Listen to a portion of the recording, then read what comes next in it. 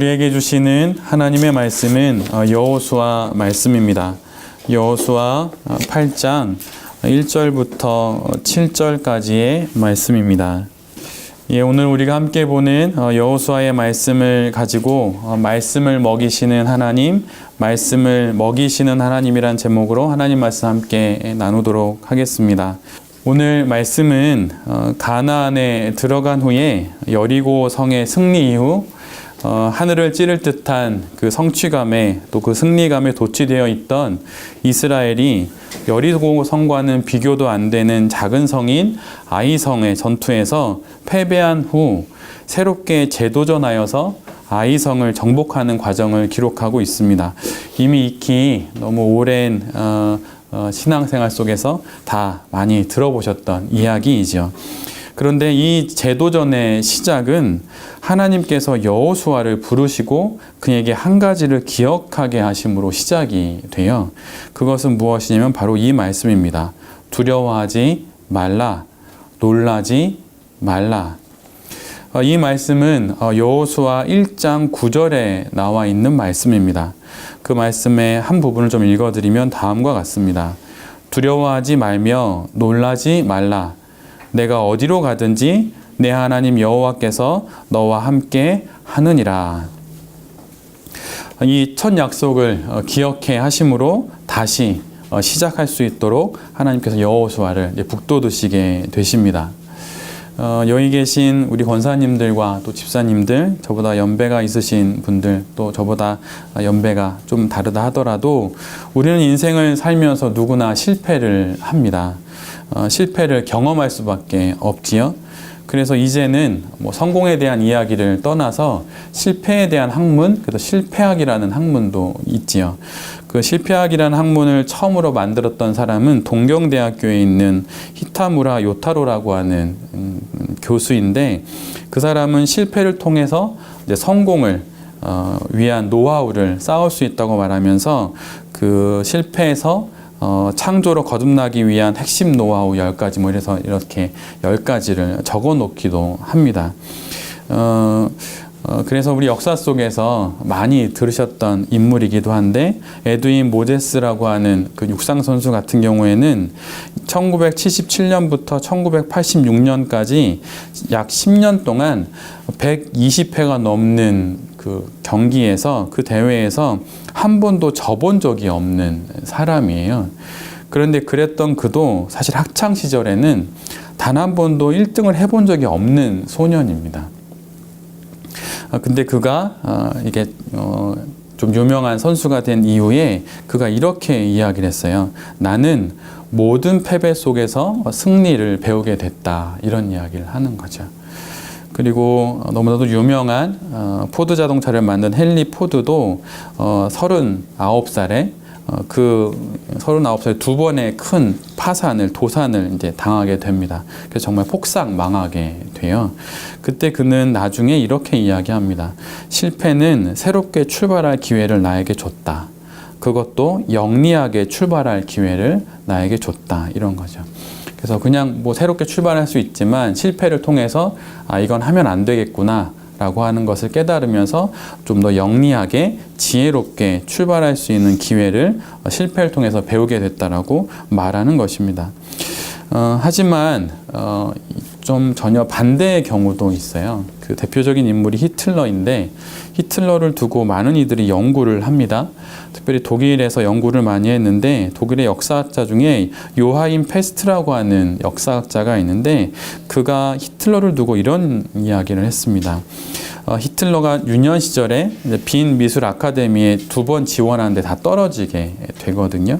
그리고 그 뒤에 거리를 떠도는 배고픈 떠돌이 신세로 살게 됩니다. 그러다 불황자 숙소에도 좀 있게 돼요. 거기에서 그림 엽서를 이제 그리기도 하면서 근근히 연명하게 되는데, 그런 내용을 보고서 이 역사학자가 이렇게 말합니다. 바로 히틀러는 굴욕감과 좌절감에 빠져 있었다. 그리고 그가 훗날 참혹하고 아주 가혹한 그런 일들을 벌이게 되는 것은 그런 불황자 숙소에서 배우게 된 양육강식의 논리들, 그리고 어떤 그 잔인함들 이런 것들을 거기서 몸소 배우게 되어서 그 잊혀지지 않는 그런 이렇게 좀 세상의 더러운 논리라고 이 사람은 이야기했는데 세상의 더러운 논리를 많이 배우고 그거에 영향을 받았기 때문이다라고 이렇게 이야기하기도 합니다. 그러면서 또 다른 사람 토마스 만이라는 사람은 히틀러는 수없이 좌절한 한 부적격한 인간의 복수심이 골마 터져서 세계를 잔인하게 짓밟아 버렸다라고 이렇게 말하기도 하지요. 실패를 통해서 누군가는 창조적인 일을 꿈꾸고 뭔가 보람된 일을 하는 반면에 어떤 이는 실패로 인해서 분노를 갖게 되고 인류 역사에 지워지지 않는 학살을 자행하기도 합니다. 그래서 실패와 고난이 우리를 강하게 할 수도 있지만 우리를 완전히 파괴할 수도 있는 것이죠. 사람들은 실패하지 않기 위해서 그래서 처세술을 배웁니다. 되는 수록 실패를 피하기 위한 거죠. 근데 여러분 처세라고 하는 한자를 자세히 보면 그 한자나 그 의미를 풀어놓은 사전들을 보면 처세란 사람들과 사귀며 살아가는 것을 의미합니다. 말 그대로 처세란 사람 대 사람의 관계에 대한 지혜이죠. 그게 지혜가 많으면 세상을 잘 살아갈 수 있다는 거예요. 그러니까 처세가 능한 사람이 되는 것이죠. 그래서 처세에 능하다는 것은 사람들을 어떻게 대하고 또 그들과 어떻게 사귀어야 하는지 알아서 그들과 함께 세상을 살아가는 방법과 수단에 능통한 것을 의미합니다. 이런 지혜만 있다면 실패도 잘 극복해서 창조적으로 이용할 수 있는 것이고 고난을 넘어설 수도 있다고 생각하지요. 그래서 우리나라에서 가장 많이 팔리는 책의 분야가 항상 수년 동안 1등인 분야가 자기개발 및 자기경영에 관련된 책이에요. 그런데 이 처세라고 하는 것을 자세히 들여다보면 이 처세의 개념에는 신이 있지 않아요. 인간의 또 다른 인간을 대하는 지혜에 관한 이야기일 뿐인 거죠. 달리 말하면 땅에 대한 이야기, 내 앞에 있는 상대인 사람에 관한 이야기, 현세에 대한 이야기들 뿐입니다. 그런데 성경의 지혜는 달라요. 성경이 말하는 지혜는 인간 대 인간이 아닌 인간 대 신이신 하나님의 관계에 대한 이야기로부터 시작합니다. 히브리 문학에서 지혜 문학이라고 하는 게 세 가지가 있어요. 그것은 잘 알고 있는 잠언, 전도서, 욥기입니다. 근데 우리는 보통 그것을 읽고 이렇게 살면 잘 살 수 있겠구나라고 생각하는데 사실은 그것이 아니고 먼저 이것이 하나님께서 인간인 나를 향하여 주신 말씀으로 내가 먼저 들어야 해요. 그래서 인간 대 신이신 그 신인 하나님과의 관계에서 들려준 하나님의 말씀으로 먼저 들어야 하고 이것이 인간 대 인간의 이야기를 거쳐서 다시 인간 대 신이신 하나님과의 관계에 대한 이야기로 끝맺게 되는 것이죠. 그래서 마치 잠언을 읽고 이게 서점에서 파는 자기 경영에 관련된 이야기와 큰 차이가 없네라고 느껴진다면 그것을 성경을 제대로 읽는 게 아니에요. 그러기에 성경이 말하는 지혜들은 땅에만 국한되거나 현세에만 국한되는 것이 아닙니다. 이 지혜는 영원으로부터 현세까지 그리고 다시 현세로부터 영원까지 이 두 영역을 오가는 것입니다. 그러기에 성경 정체를 대하는 우리의 자세는 삶의 지혜나 교훈을 얻고자 하는 것이 아니라 먼저는 신이신 하나님의 말씀을 듣는 자세가 먼저 있어야 해요. 그래서 신의 언어로 먼저 듣고 그것을 내 아이 영혼에 충분히 녹여낸 이후에 그것을 사람과 사람의 관계에서 풀어내게 되는 거죠. 그리고 그 결과물을 갖고 다시 하나님 앞에 나아가는 것입니다. 그래서 신이신 하나님의 말씀을 대하는 자세를 다시 회복해야 한다고 하는 것이죠. 그리고 이것이 바로 살아계신 하나님을 의식하며 말씀을 읽는 것과 같은 뜻이에요. 여러분은 성경을 읽으면서 이것이 하나님의 말씀, 살아계신 하나님이 내게 들려주시는 말씀으로 읽혀지십니까? 근데 그렇게 읽혀져야 해요. 제가 예전에도 한번 어느 설교 시간에 말씀드렸던 건데 하루는 아버지와 아들이 예배 드리러 갔어요. 근데 아버지가 일주일 동안 회사 생활이 너무 힘드니까 들어가자마자 앞에 이제 찬송도 하고 막 이러다가 설교가 시작된 지 5분 만에 주무시기 시작하시는 거예요. 근데 또 막 아버지가 주무시는데 이젠 코까지 고우시는 거예요. 그러니까 옆에 있던 아들이 아빠를 팔꿈치로 옆구리를 쿡쿡 치면서 이렇게 얘기했다는 거죠. 아빠, 우리 입장료 내고 빨리 가자. 이렇게. 입장료가 뭔가요? 헌금 내고 빨리 가자는 거예요. 요즘 시대의 예배가 자꾸 그렇게 되는 이유는 무엇인가요? 그것은 저기서 들려오는 하나님의 말씀을 듣기보다는 나쁜 얘기는 설교 중에 안 하잖아요. 그러니까 좋은 얘기, 그래 뭐 한번 들어볼 만한 얘기 이렇게 듣는 거죠. 근데 그렇게 하나님의 말씀을 들어서는 안 된다는 거예요. 살아계신 하나님을 의식하고 그것을 알고 하나님의 말씀을 듣는 것이죠. 그래서 현인들의 지혜나 이교도의 잠언 또는 명언처럼 성경을 대하는 오류에 빠지지 않고 성경을 통해 살아계신 하나님을 만나는 그리스도인들의 성경 독법이 바로 필요한 것입니다. 이런 자세로 성경을 읽다 보면 살아계신 하나님께서 지금 이곳에서 성공 또는 실패의 삶을 살아가는 우리에게 지혜를 주십니다. 그러나 이 말들은 신과의 만남을 통해서 우리가 듣게 된 지혜이지 옛 현인들처럼 명상이나 참선을 통해서 얻는 것이 아니죠. 하나님께서 처세주를 우리에게 알려주시려고 성경을 주신 것이 아닙니다. 성경은 살아계신 하나님께서 인간인 우리와 인격적인 관계를 맺으시고자 자신을 드러내 보이신 계시된 하나님의 말씀이에요. 그런데 그 하나님께서 당신을 드러내신 성경 말씀 가운데 당신의 자녀된 인간들에게 삶을 살아가는 지혜를 성경 속에서 우리에게 던져주시는 거죠. 그래서 성경을 읽으며 하나님을 먼저 볼 수 있어야 합니다. 여러분 여호수아의 말씀을 보면서 하나님이 보이시나요? 그 말씀이 사람이 아닌 하나님으로부터 온 말씀인 것을 알아야 하는 것이죠. 그러기에 이 말씀의 발신자가 하나님이신 것을 기억해야 합니다. 그리고 이 말씀의 최초의 수신자가 다름 아닌 내 자신이 되어야 함을 잊지 않아야 하는 것이죠. 그래서 모든 말씀의 최초의 대상자는 나예요. 가끔은 설교를 듣다 보면 저게 설교인가 싶을 때가 있잖아요. 그런데 여러분 좀 힘든 얘기일 수 있는데요. 단위에서 선포된 하나님의 말씀을 하나님의 말씀으로 잘 들으셔야 해요. 목회자랑 관계가 잘 안 좋으면 말씀이 잘 안 들리잖아요. 근데 그거 놓고 많이 기도하셔야 해요. 그거에 관련해서 루터가 이런 얘기를 했어요. 설교자가 단위에서 설교를 할 때 그거에 대해서 의심이 많은 성도들이 있는 걸 보고 그건 하나님의 말씀이다 이렇게 얘기했어요. 그러니까 설교는 하나님의 말씀이다. 추후에 깔뱅은 이렇게 얘기했어요. 설교가 성경을 말하는 한 그건 하나님의 말씀이다 이렇게 얘기하셨거든요. 요즘 시대에는 좋은 목회자를 만나기가 어려운 시대라고 합니다.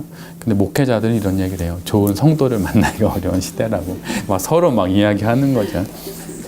근데 누가 누구를 먼저 탓하고 말하기 이전에 하나님의 말씀을 설교를 하나님 말씀을 잘 들으시는 게 중요해요. 네. 제가 이게 목회자라서 이런 얘기를 하는 게 아닙니다. 네. 그 이유는 뭐냐면 우리가 하나님의 말씀을 듣기 위함이에요. 잘 분별해서. 그래서 그 말씀을 잘 듣고 잘 살기 위함이죠. 그래서 때로는 말씀이 잘 안 들리면 들릴 만한 것만 뽑아서 들으시면 돼요. 그래서 그걸 통해서 하나님을 보기만 하면 돼요. 예. 그래서 최초의 그 말씀의 발신자가 하나님이신 것을 여러분 반드시 기억하십시오. 그리고 그 말씀의 최초의 수신자가 저분이어야 한다. 내 남편이어야 한다. 내 아내여야 한다. 이게 아니고요. 그 말씀의 최초의 수신자는 바로 나예요. 목회자도 내가 먼저 들어야 해요. 말씀으로 자꾸 먹이신 하나님의 그 말씀을 목회자가 먹어야 해요. 그래야 살 수 있습니다. 그래서 신앙이라고 하는 것은 내 입 앞의 말로 설명되는 게 아니라 내 입 안의 말로 설명이 되는 거예요. 신앙이란 내 입 앞의 말로 사는 것이 아니라 내 입 안의 말로 사는 거예요. 내가 얼마나 많이 하나님의 말씀을 말하느냐 보다 나의 영혼이 얼마나 많은 하나님의 말씀을 머금고 있느냐가 더 중요한 거예요. 태중에 아이가 있습니다. 어떤 얘기로 아이를 먹이시겠어요? 좋은 육아책, 저도 아이가 둘 있고 여기 계신 많은 성도님들도 자녀들을 키우셨을 때 근데 제 아내가 태중에 아이가 있을 때 했던 것 중에 하나는 말씀을 암송하는 거였어요. 그러니까 엄마가 막 읽는 거 잘 안 외워지겠죠. 근데 막 읽어요. 그러면 그걸 읽으면 어떻게 되나요? 나도 읽지만 태중에 아이도 읽지요. 그러면서 아이를 말씀으로 먹이는 거예요. 부모가 할 수 있는 게 뭘까요? 나중에 아이가 태어나면 그 아이는 이제는 내 몸 밖의 생명이 되는 거예요. 내 몸 안에 생명이 있을 때 내가 먹는 게 곧 그 아이가 먹는 거고 내 생각이 그 아이의 생각이죠. 그럼 뭘 먹어야 할까요? 하나님이 주시는 그 말씀을 내가 먹고 그걸 아이에게 먹이는 거예요. 그때 아이가 엄마나 아빠가 많이 입에 머금은 그 말씀을 통해서 아이가 자라는 거죠. 하나님 말씀을 많이 말한다고 그게 내게 되는 게 아니에요. 내가 많이 머금은 하나님의 그 말씀, 그럴 때 우리의 삶의 그 발걸음도 가벼워지고 흔들리지 않는 확신에 찬 굳건한 발걸음으로 실패든 아니면 제도전이든 그 어디든 걸어갈 수 있는 것입니다. 그리고 내 영혼 안에 담긴 하나님의 말씀을 내 인생의 노잣돈 삼아서 나만이 걸어가야 하는, 나만이 걸어갈 수 있는 그 길을 거룩한 성도가 되어서 걸어가는 것이죠. 시편 119편 9절에 이런 말씀이 있습니다. 청년이 무엇으로 그의 행실을 깨끗하게 하리이까? 주의 말씀만 지킬 따름이니이다. 근데 이것이 어찌 육체적인 연령으로 나눈 청년에게만 해당이 되겠습니까? 모든 성도들에게 들려져야 하는 말씀이에요. 뒤돌아보면 한순간 사라진 것 같은 그런 촛불 같은 인생을 사는 게 우리입니다. 무엇으로 우리의 이 인생길을 흔들림 없이 두려움 없이 걸어갈 수 있겠습니까? 우리는 언젠간 실패하게 될 것입니다. 좌절하게 될 거예요. 어떻게 우리가 그 실패를 대하고 다시 도전할 수 있겠습니까?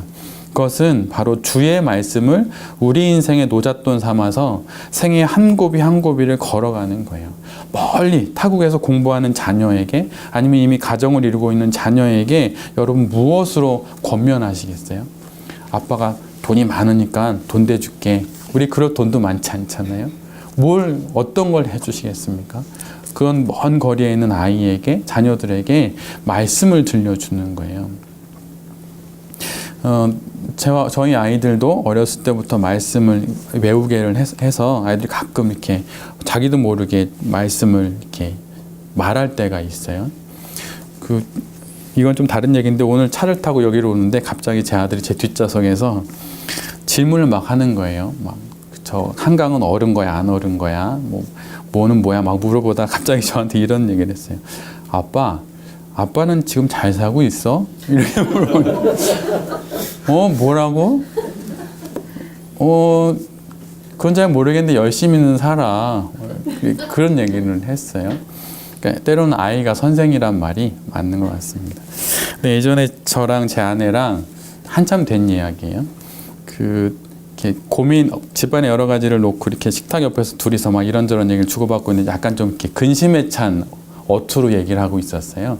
근데 그때 그 옆에서 제 딸아이가 지금보다 많이 어렸을 텐데 그때 갑자기 책꽂이에서 책을 막 꺼내다가 갑자기 입을 탁 열더니 이런 얘기를 하기 시작했어요. 여호와는 나의 목자시니 내게 부족함이 없으리로다. 아이가 뭘 알고 했을까요? 아빠가 들었으면 이렇게 했을까요? 그러니까 한참 외웠던 말씀 중에 하나였거든요. 근데 그렇게 하고 얘기를 쭉 하더라고요. 근데 그때 순간 제 마음속에 이런 생각이 들었어요. 아, 맞아. 하나님이 나의 여호와 목자시지. 뭘 걱정을 하나 그러고 아내하고 대화를 빨리 이렇게 마무리했습니다. 그래서 실은 우리가 많이 영혼 안에 머금은 그 말씀이 우리를 살리는 거예요. 실패해도 다시 한번 재기할 수 있는 용기를 우리 안에 머금은 그 말씀으로 살게 되는 것이죠. 그런데 왜 우리가 하나님의 말씀을 맛있어하지 않을까요? 하나님의 말씀을 자주 먹지 않고 또 오래 먹지 않고 마치 하나님의 말씀을 간식처럼 먹기 때문이죠. 요 예배 드리기 좀 전에 우리 장감독님 네 분과 예은이, 주은이 이렇게 4명이랑 저희 가정 4명이랑 그래서 어린이 예배를 드렸거든요. 근데 두 가정이 요즘에 열심히 애쓰고 있는 것은 그 아이들을 큐티 하게끔 하는 거예요. 아이들에게 자꾸 말씀을 먹이는 거죠. 근데 아이를 먹이려면 나는 말씀의 요리를 해야 되니까 나도 먹게 됩니다. 그러면서 말씀을 자꾸 먹다 보니까 말씀을 하루 이틀 안 먹으면 좀 불편해요. 또 하나는 아이들 보기 약간 좀 민망해요. 그래서 다시 추스려서 다시 말씀을 읽고 이렇게 되는 거죠. 이어런 교수님이 이런 얘기를 하셨어요. 머리로 이해하고 귀로 이해하고 눈으로 이해하는 것은 진리가 아니다. 입으로 씹는 게 진리다. 하나님의 말씀을 귀로 듣는 사람, 눈으로 보는 사람은 다 가짜다. 하나님의 말씀을 씹어서 너와 나, 성과 속이 완전히 하나 되는 것, 그것이 최후의 만찬의 메시지다. 하나님의 말씀을 머리와 귀와 눈으로 이해하는 것은 하나님의 말씀을 가끔 먹는 간식처럼 먹는 거죠. 그냥 끼니와 끼니 사이에 그렇게 요기하듯이 먹는 것입니다. 마치 입맛이 없을 때 그냥 외식하듯 아니면 별식처럼 그렇게 하나님의 말씀을 먹는 것이죠. 그리스도인인 이 노교수는 그것은 모두 가짜라고 말을 해요. 진짜는 하나님의 말씀을 씹어서 그 말씀과 내가 하나 되는 것입니다. 아직도 우리가 하나님의 말씀을 머리와 귀와 눈으로 이해하려고만 할 뿐 영혼의 입으로 씹고 또 씹어 영혼의 배에 가득 채우지 않기에 우리는 자꾸 말씀의 참맛을 모른 채 달콤한 말씀을 간식을 찾듯이 찾고 어떤 지적인 즐거움과 감동적인 이야기들을 마치 별미를 찾듯이 그렇게 찾고 있는 것이죠. 우리의 영혼을 건강케 하는 하나님의 말씀을 우리 모두 먹어야 합니다. 입 씹고 또 씹어서 그 말씀과 내가 하나가 되는 성만찬의 그 놀라운 은혜가 우리 모두에게 있기를 간절히 빕니다. 아무리 맛난 음식에 관한 이야기를 귀로 듣고 또 눈으로 보고 머리로 이해해도 그것은 결코 우리의 배를 배부르게 할 수 없지요. 오직 내 입술로 먹는 그 밥만이 나를 살찌웁니다. 마찬가지로 오직 나만이 먹는 내 입술로만 먹는 말씀만이 내가 영혼의 입으로 씹고 또 씹어 마침내 나의 살이 되고 피가 되는 그 말씀만이 나를 배부르게 할 수 있는 것입니다. 우리가 영혼의 입술에 머금은 하나님의 말씀을 잘 씹기 위해서는 한 가지가 더 필요한데요. 그것은 뭐냐면 말씀을 촉촉히 적시는 영혼의 눈물이 있어야 해요. 청교도인이 이런 얘기를 했어요. 한 청교도가 그 마른 눈으로는 천국을 바라볼 수 없다 이런 얘기했거든요. 그러니까 이렇게 빡빡하게 마른 눈으로 눈물에 그 눈물 자국 하나 없는 눈으로는 하나님의 나라를 바라볼 수 없다는 거예요. 여러분은 신앙생활 하면서 많아진 게 뭐가 많아지셨나요? 저는 개인적으로 눈물이 좀 더 많아졌어요. 근데 제 주변에서도 너무 눈물이 많아져서 힘들다고 하시는 분들의 얘기도 들었어요. 물론 다 그런 건 아니겠지만 대부분 하나님의 말씀을 많이 먹을수록 괜히 눈물이 많아지더라고요. 저는 제가 봤던 어느 글 중에 이런 글이 있었어요. 기독교에서의 눈물의 의미는 생명의 물이다. 비온 뒤에야 무지개가 뜨듯이 회개의 눈물을 흘리고 난 후라야 묻혀있던 본성이 돌아온다. 눈물은 영혼의 무지개다. 말씀이 자꾸 까끌까끌한 모래처럼 영혼의 입에서 씹혀지지 않는 이유는 우리의 영혼이 메마른 눈의 사람이 되었기 때문이에요. 너무 많이 재지 마세요. 네, 괜찮아요. 그런 거 너무 많이 재지 않으셔도 돼요. 돌베개 교회를 세우면서 이 기도문을 이제 나눠드리기도 하고 기도해 주시는 분들이 계신데 어느 분이 저에게 이런 얘기 하셨어요. 교회 기도문 중에 18번째 기도문이 너무 좋다고. 근데 그 내용이 뭐냐면 회의나 회칙이나 규정과 뭐 이런 것들보다는 사랑으로 이렇게 하나 되는 그런 교회면 좋겠다 이런 거였거든요. 교회는 그래야 하지 않을까요? 저는 그래야 한다고 생각이 듭니다. 그런데 그렇게 내 안에 이렇게 사랑이 많아지려면 영혼의 눈물이 많아야 해요.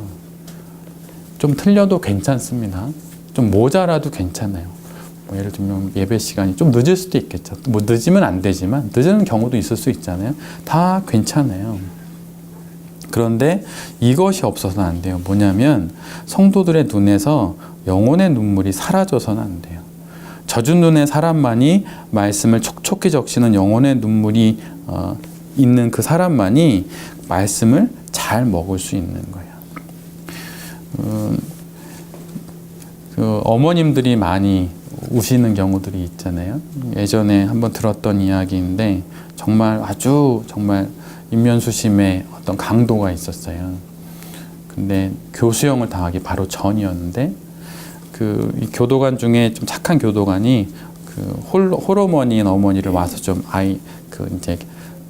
생애 마지막 되기 전에 한번 만나라고 자꾸 이야기했는데 이 죄수가 싫다는 거예요. 난 엄마도 없다고 막 이렇게. 그리고 막 교도관한테 욕도 하고 막 험하게 굴었어요. 그런데 교도관이 이제 이 사람이 얼마 남지 않은 인생인 걸 알고 어머니에게 따로 연락해서 어머니를 모셨어요. 이제 면회소 같은 데 가보면 이제 전 가본 적이 있거든요. 가보면 이제 둘이 만나게 되는데 거기는 유리 가운데 유리막도 없이 이렇게 편하게 만나는 장소를 해주셨대요. 근데 이제 그 어머니와 기다리시고 그다음에 이제 아들이 딱 들어왔어요. 근데 막 교도관이 들어가라고 해서 떠밀렸는데 아들이 들어가자마자 어머니를 보고 막 이렇게 뭐 만나고 싶지도 않고 막 이런 모습으로 자리에 앉아 있는 거예요. 그러니까 그 어머니가 나이 많으신 할머님이 일어나셔서 어머님이 다가가셔서 아들을 이렇게 딱 품고 아들아 이렇게 말해줬다는 거죠. 근데 그때 정말 거의 짐승 같은 그 죄인이 눈물을 흘린다는 거예요. 어떻게 그럴 수 있는 거죠? 그것은 어머니의 사랑이 아들의 마음을 녹인 거죠. 어거스틴이 했던 얘기 중에 이런 말이 있습니다. 부드러운 것은 생명에 가깝고 딱딱한 것은 죽음에 가깝다. 언제나 생명은 다 부드럽게 되어 있어요. 오직 부드러운 그것이 생명을 지켜냅니다. 어머님의 그 따뜻한 사랑이, 그 부드러움이 그 죽음을 앞둔 아들의 마음을 녹여낸 것이죠. 말씀도 마찬가지예요. 영혼의 눈물이 한가득 있는 그 사람만이 말씀을 부드럽게 해서 잘 꼭꼭 씹어서 먹게 되는 것입니다. 자꾸만 말씀이 영혼의 입안에서 거꾸러지는 것, 만약 그런 느낌이 든다면 영혼 깊은 곳으로부터의 울음을 달라고 눈물을 달라고 하나님께 기도하십시오.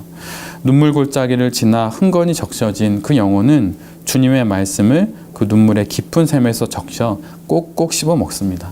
그래서 주의 말씀을 양식 삼아 자신의 줄인 배를 채우고 가란 목을 축이며 단 한 번 그러기에 마지막인 이 인생을 말씀의 사람으로 살아가게 되는 것이죠. 오늘도 우리는 주님의 말씀을 들었습니다. 말씀의 발신자이신 하나님이 보내주신 말씀의 수신자가 되어 우리 모두는 그 말씀을 우리 영혼의 입술 앞에 두고 있습니다. 여러분 이 말씀을 어떻게 하시겠습니까? 생명의 물인 영혼의 눈물로 그 말씀을 적셔서 한 움큼 입에 머금으십시오. 그리고 부드러워지세요. 그리고 영혼의 입으로 씹고 또 씹어 그 말씀을 양식 삼고 그 말씀을 인생의 노잣돈 삼아서 다시 한번 실패를 넘어서고 고난을 넘어서서 이 사연 많고 사건 많은 삶을 힘내어 살아가시기를 빕니다. 그리고 혹 성공과 기쁨의 순간을 지나고 계시다면 이 하나님의 말씀을 내 목에 걸어주시는 화환 삼아서 주님께 올려드리고 아이성의 실패를 범하지 않기 위해 겸손히 주의 말씀을 붙잡으십시오. 여기 계신 많은 성도님들과 또 이 말씀을 전하는 제 자신이 하나님의 말씀, 하나님 먹여주시는 그 말씀만을 먹고 영혼의 입안에 한가득 머금고 단 한 번뿐인 이 인생을 아름답게 살아가는 귀한 성도들이 될 수 있기를 기도드립니다. 아멘. 이 시간 주신 말씀을 붙잡고 함께 기도했으면 좋겠습니다. 혹시 지금 마음속에 어려움들이 좀 있으신가요? 아니면 혹시 너무 모든 일들이 잘 풀려서 너무 기쁘고 감사한 일들이 많으신가요? 내가 어느 상황 또 어느 곳에 있든 하나님이 먹여주시는 그 말씀으로 살아갈 수 있는 사람이 되게 해달라고 여러분 간절히 기도했으면 좋겠습니다. 그리고 그 말씀으로 내 자녀들을 먹일 수 있게 해달라고 기도하셨으면 좋겠어요. 태중의 아이도 내가 먹은 그 말씀으로 아이를 먹이며 아이를 잘 키워서 10달 후에 이 세상에 생명으로 태어나게 할 수 있게 해달라고, 이 시간 하나님이 주시는 그 말씀을 먹고 살아가는 우리 모두가 될 수 있게 해달라고 나지막히 소리내어서 기도하도록 하겠습니다. 주님, 육체를 가졌기에 어쩔 수 없이 겪게 되는 많은 실수와 실패 앞에서 두려워 뒤로 숨고 움츠러들기보다는 말씀을 먹이심으로 다시금 시작해 하신 하나님을 바라보게 하여 주시옵소서. 영혼의 입안 가득 하나님의 말씀을 머금어 생명의 물인 영혼의 눈물로 적셔 씹고 또 씹어 그 말씀으로 살고 그 말씀으로 영혼의 배를 채우는 참다운 성도가 되게 하여 주시옵소서. 말씀을 이렇게 많이 먹었는데 여전히 딱딱합니다. 좀 여전히 부드럽지 못합니다. 주님, 간절히 구하오니 매일 주신 하나님의 그 말씀으로 부드러운 사람이 되게 하여 주시옵소서. 생명의 사람이 되게 하여 주시옵소서. 그래서 힘들고 어려운 이들이 내 곁에 와서 나와 함께 하나님 안에서 교제함으로 그들이 부드러운 생명을 경험하는 그 놀라운 일에 우리 모두가 쓰임받게 하여 주시옵소서. 로뎀나무 아래에 그 엘리야를 먹이셨던 주님, 어린아이의 그 작은 손으로 5,000명을 먹이신 주님, 우리를 이처럼 주의 말씀으로 먹여 주시옵소서. 내 자신의 혼과 영과 관절과 골수를 쪼개어 우리를 새로운 피조물로 빚으시는 그 하나님의 살아있는 말씀으로 우리를 고치시고 우리를 거룩케 하여 주시옵소서. 주님, 간절히 구하오니 우리를 말씀의 사람으로 빚어 주시옵소서. 또다시 우리에게 주신 한 주간의 모든 일을 주님께 의탁합니다. 그리고 이 교회와 우리의 가정, 우리의 자녀들, 우리의 사업들, 이 모든 것을 주님께 의탁합니다. 주님, 이 모든 것을 늘 주님께서 품어주시사 임마누엘로 함께 하시고 늘 에베네셀로 도와주시옵소서. 예수 그리스도의 이름으로 기도드립니다. 아멘.